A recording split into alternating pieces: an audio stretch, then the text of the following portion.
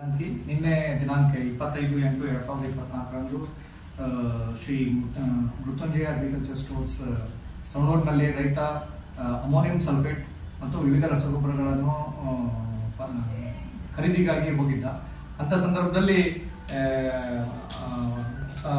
ಸಂಬಂಧಪಟ್ಟ ಮಾರಾಟ ಮಳಿಗೆ ಮಾಲೀಕರು ಅಥವಾ ಅವರ ಅಲ್ಲಿ ಕೆಲಸ ಮಾಡುವಂಥ ಏನು ಸ್ಟಾಫ್ ಇರ್ತಾರಲ್ಲ, ಅವ್ರು ಏನು ಮಾಡಿದ್ದಾರೆ, ಮ್ಯಾಕ್ಸಿಮಮ್ ರಿಟೇಲ್ ಪ್ರೈಸ್ ಅಂದರೆ MRPಗಿಂತ ಜಾಸ್ತಿ ರೈತನ ಅಂತಾರೆ ಇಸ್ಕೊಂಡಿದ್ದಾರೆ ಅಂತೇಳಿ ರೈತ ನಮಗೆ ಕಂಪ್ಲೇಂಟ್ ಕೊಟ್ಟಿದ್ದ ಪ್ರಕಾರ ಅದು ಅಮೋನಿಯಂ ಸಲ್ಫೇಟ್ 1000 ರೂಪಾಯಿ ನಾನು ಹೋಗಿ ಚೆಕ್ ಮಾಡಿದಾಗ 1000 ರೂಪಾಯಿ ಬ್ಯಾಗ್ ಮೇಲೆ ಪ್ರತಿ ಬ್ಯಾಗಲ್ಲಿ ಇತ್ತು. ಆದರೆ ಅವರು 1050 ರೂಪಾಯಿ ಅಂತೇಳಿ ರೈತನಲ್ಲಿ ಕಲೆಕ್ಟ್ ಮಾಡ್ತಾ ಅಂತೇಳಿ ರೈತ ನಮಗೆ ದೂರು ಕೊಟ್ಟಿದ್ದ. ಅದೇ ನಿಟ್ಟಿನಲ್ಲಿ ಇವತ್ತು ನಾವು ದಿನಾಂಕ 26/8/2020ರಂದು ಸದರಿ ಮಳಿಗೆಯನ್ನು ಪರಿಶೀಲಿಸಲಾಗಿ ಯಾವುದೇ ಅದರ ಸದರಿ ಬ್ಯಾಗ್ನನ್ನು ಪರಿಶೀಲಿಸಲಾಗಿ ಅದರ ಮೇಲೆ 1000 ರೂಪಾಯಿ ಅಂತ ಪ್ರಿಂಟೆಡ್ ಇದು ಇದೆ. ಹಾಗೂ ಮಾರಾಟ ಮಳಿಗೆಯಲ್ಲಿ ರೇಟ್ ಬೋರ್ಡ್ ಹಾಕಿದ್ದಿಲ್ಲ.